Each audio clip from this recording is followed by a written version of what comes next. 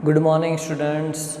So, in a previous lecture, we have studied the cathode ray tube experiment, or we can say that Michael Faraday's experiment.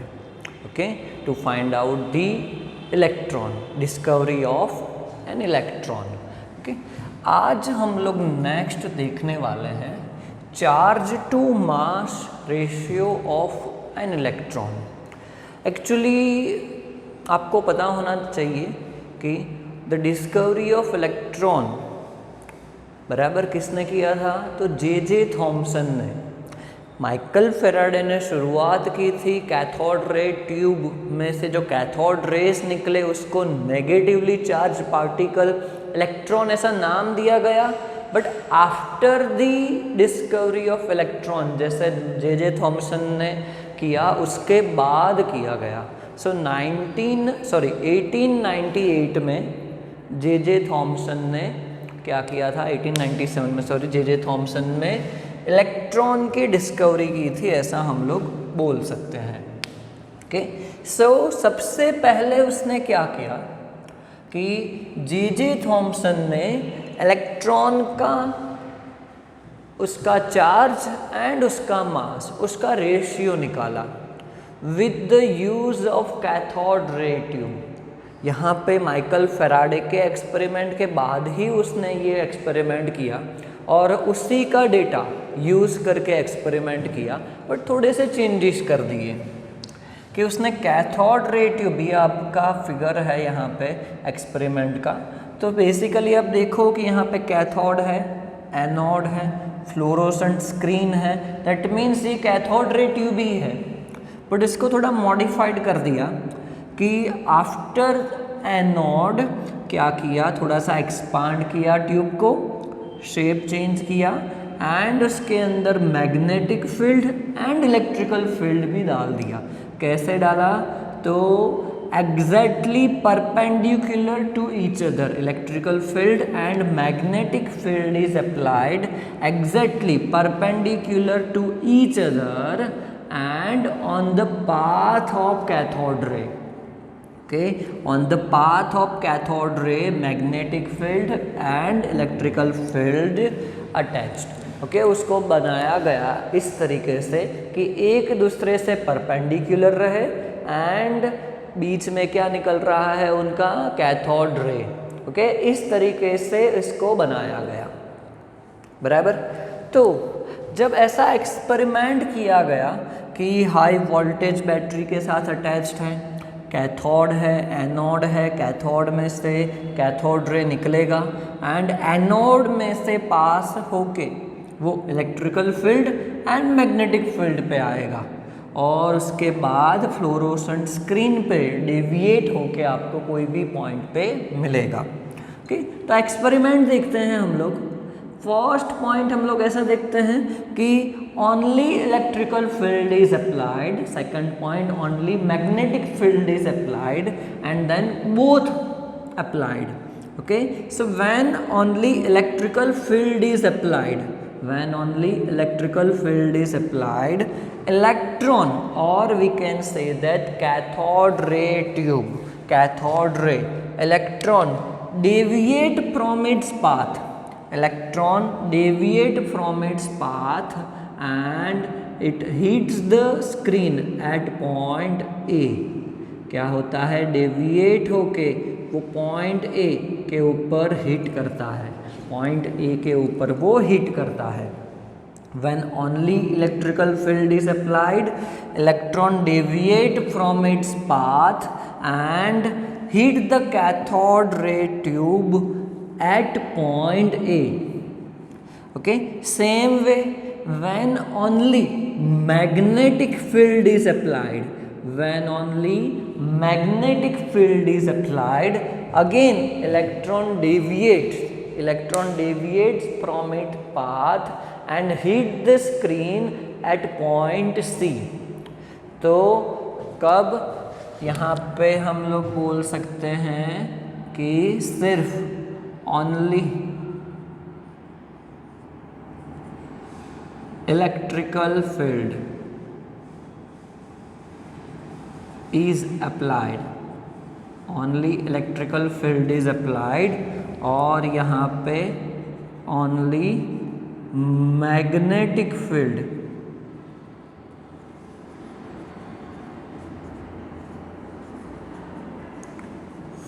is applied. Okay, so when only electrical field is applied, cathode ray tube में कहाँ पे electron hit करेगा, point A पे. Magnetic field is applied तो hits the cathode ray tube at point C. अब हमने क्या किया कि दोनों को अप्लाई कर दिया, magnetic field and electric field दोनों को अप्लाई कर दिया और इस तरीके से उसको सेट किया. क्योंकि यहाँ पे देखो आपका पर्टिकुलरली कि फॉर एग्जांपल इसको हम सीधा कर देते हैं तो क्या होगा कि इलेक्ट्रिकल फील्ड में वो लेफ्ट हैंड साइड रोटेट होता है, डेविएट होता है, मैग्नेटिक फील्ड में राइट हैंड साइड होता है.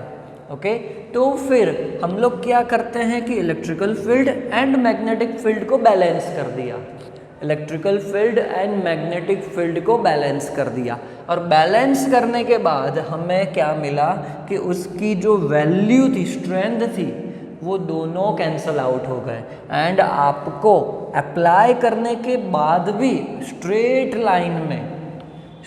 लाइन में कैथोड रे ने हिट किया स्क्रीन के ऊपर एट पॉइंट बी, बराबर, एट पॉइंट बी. ओके, तो ये था आपका एक्सपेरिमेंट पूरा जे थॉमसन का.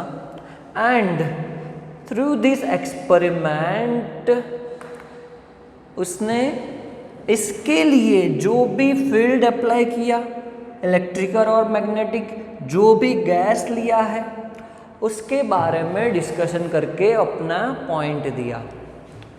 सो according to the J Thomson, the amount of deviation depends on the magnitude of negative charge on particle. First उसने पॉइंट बोला कि the amount of deviation depends on the magnitude of negative charge, on electron.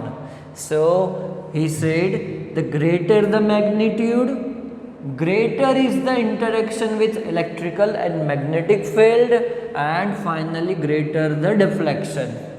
Again उसने क्या कहा कि magnitude of negative charge, उसके ऊपर deviation depend करेगा, और जितना मैग्नीट्यूड ज़्यादा होगा उतना ही इंटरेक्शन ज़्यादा होगा. किसके साथ? इलेक्ट्रिकल एंड मैग्नेटिक फील्ड के साथ. एंड फाइनली उसके साथ डिफ्रैक्शन भी क्या होगा? ज़्यादा होगा. So what is the meaning of magnitude of negative charge on particle? बराबर, उस टाइम पे तो इतनी ज़्यादा इन्फॉर्मेशन नहीं थी, तो भी जे थॉमसन ने इतने सारे पॉइंट्स दिए. बराबर, आज तो हमें पता है, इसको हम इजीली आइडेंटिफाई या फिर समझ सकते हैं. कैसे? कि चलो फॉर एग्जांपल हम लोग ले रहे हैं क्लोरीन. ओके, क्लोरीन लिया है. So chlorine can have -1 charge, -1 charge, मतलब वो एक इलेक्ट्रॉन कैरी कर सकता है. तो ये नेगेटिवली चार्ज पार्टिकल हो गया, जिसके ऊपर मैग्नीट्यूड क्या है? -1 है. सेम वे अगर ऑक्सीजन लेते हैं तो oxygen can carry -2 charge. Okay, तो कितना हो गया मैग्नीट्यूड? -2. नाइट्रोजन -3 हो सकता है. बराबर, तो इसका मतलब ये हुआ कि कैथोड रे ट्यूब में जो कैथोड रे पार्टिकल है, ओके, वो एक्चुअली कहाँ से निकल रहे हैं? तो मेटल या तो फिर गैस में से. तो कोई भी उसका जो मैग्नीट्यूड होगा नेगेटिव चार्ज, -1 है, -2, -3, मतलब मैग्नीट्यूड के ऊपर डिपेंड करेगा कि कितना ज़्यादा नेगेटिव है. तो greater the magnitude, so greater is the interaction with electrical and magnetic field, and finally greater the deflection. Okay, so first point is clear. Second point is very easy. The mass of particle, the amount of deviation depends on the mass of the particle, क्योंकि मास भी सबका different different होगा।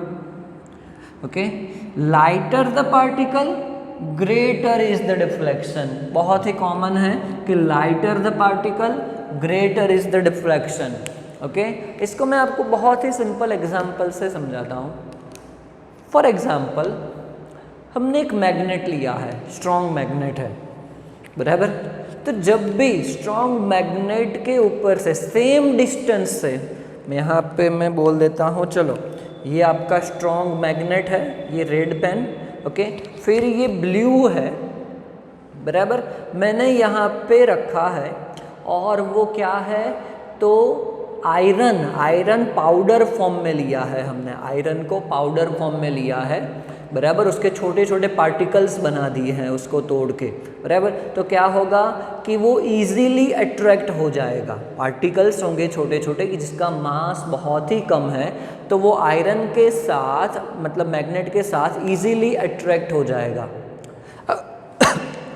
अब इसी distance पे हम लोग एक आयरन का प्लेट रखते हैं, कोई एक बड़ा टुकड़ा रखते हैं जिसका मास ज़्यादा है, तो क्या होगा कि वो अट्रैक्ट ज़्यादा नहीं हो पाएगा due to the distance and due to the mass of iron plate, बराबर। मतलब अट्रैक्ट नहीं हुआ, मतलब क्या हुआ कि अगर मास कम है तो फिर डिफ्लेक्शन क्या होगा, ज़्यादा होगा। इससे हम इजीली समझ सकते हैं कि lighter the particle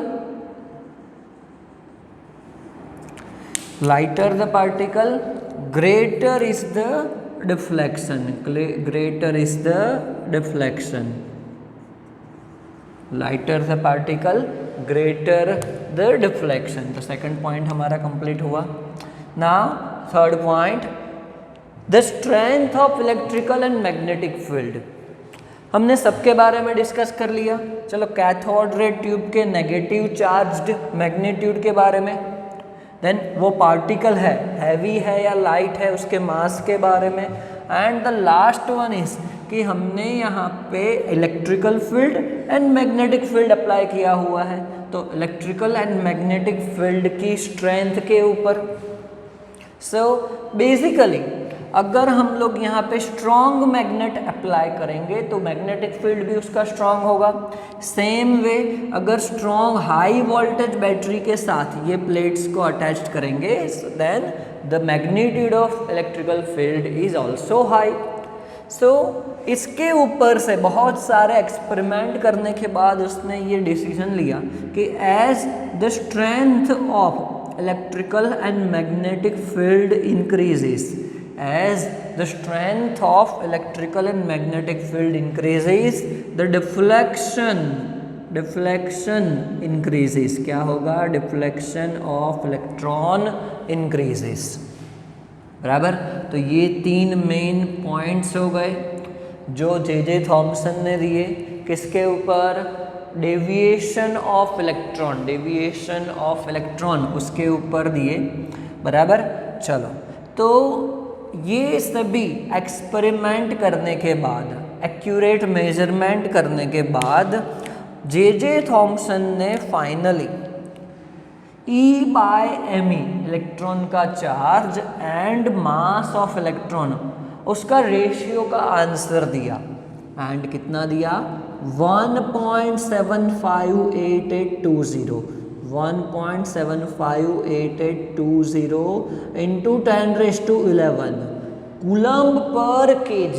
coulomb is a unit of charge and kilogram is a unit of mass। So E यहाँ पे दिखाया है charge of an electron and me is a mass of an electron, बराबर। तो बेसिकली यहाँ पे आपका experiment ख़त्म हुआ। ओके, नेक्स्ट हम लोग देखते हैं एक अलग क्वेश्चन, उसके बाद का छोटा क्वेश्चन है कि charge on the electron and mass of electron, बराबर।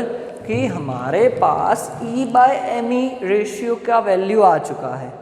If we have the charge of an electron, then we can calculate the mass of an electron by using E by me ratio. So R.A. Millikan, याद रखना scientist का नाम पूछ सकते हैं MCQ SQ में, R.A. Millikan determine the charge on electron by using oil drop method. Okay, ये भी मेथड याद रखना. By using oil drop method, R.A. Millikan determined the charge on an electron. So according to R.A. Millikan, charge on the electron is minus 1.6 into 10 raised to minus 19 coulomb. Minus 1.6 into 10 raised to minus 19 coulomb. अब देखो कि वहाँ पे उस time पे इतना ज़्यादा मतलब कुछ डिस्कवरी भी इतना ज़्यादा नहीं हुआ था, मशीनरी भी नहीं थी, तो भी उसने ऑलमोस्ट एक्यूरेट 99% हम लोग बोल सकते हैं एक्यूरेट कि प्रेजेंट एक्सेप्टेड वैल्यू क्या है, minus 1.6022 into 10 raise to minus 19 coulomb. And R.A. Millikan ने minus 1.6 into 10 raise to minus 19 coulomb दिया था. बराबर. So the charge on an electron is minus 1.6022 into 10 raised to minus 19 coulomb. आप examples जब हम लोग कैलकुलेट करेंगे तब माइनस 1.6 ही लेंगे, माइनस 1.6022, इतनी ज़्यादा वैल्यू लेने की ज़रूरत नहीं होती है. ओके, चलो नेक्स्ट कि इलेक्ट्रॉन का चार्ज हमें पता चल चुका है. बराबर. E बाय me रेशियो भी है, तो हम लोग मास निकाल सकते हैं. मास निकाल सकते हैं. So the mass of electron was determined by the J Thomson's E by me ratio. Answer ये है. तो mass of an electron, E मतलब चार्ज ऑन एन इलेक्ट्रॉन हमें पता है, तो me हम लोग निकाल सकते हैं. देखो यहाँ पे मैंने माइनस साइन नहीं लिया है, याद रखना मैंने गलती नहीं किया है माइनस साइन, क्योंकि मास कभी नेगेटिव नहीं हो सकता. मास की वैल्यू के मास कितना है, माइनस 30 किलोग्राम, तो माइनस में मास नहीं हो सकता कभी भी. बराबर. तो हमने सिर्फ वैल्यू ली है चार्ज की और फिर उसका मास निकाला. तो एक्यूरेट आपको यही याद रखना है, 9.1094 into 10 raise to minus 31 kilogram. minus 31 kilogram. Okay, remember the value of charge on an electron, mass of an electron, क्योंकि आगे जब हम इसके एग्जाम्पल्स करेंगे तो एग्जाम्पल्स में ये वैल्यू आपको याद रखनी होगी, क्योंकि इसका यूज़ होगा एग्जाम्पल्स में. ओके, चलो तो यहाँ तक रखते हैं आज. complete charge to the mass ratio of electron and charge on the electron and mass of an electron complete हुआ. नेक्स्ट लेक्चर में हम इसके भी आगे प्रोटॉन न्यूट्रॉन की डिस्कवरी और दूसरे बहुत सारे इंटरेस्टिंग क्वेश्चंस हैं वो देखेंगे. Thank you.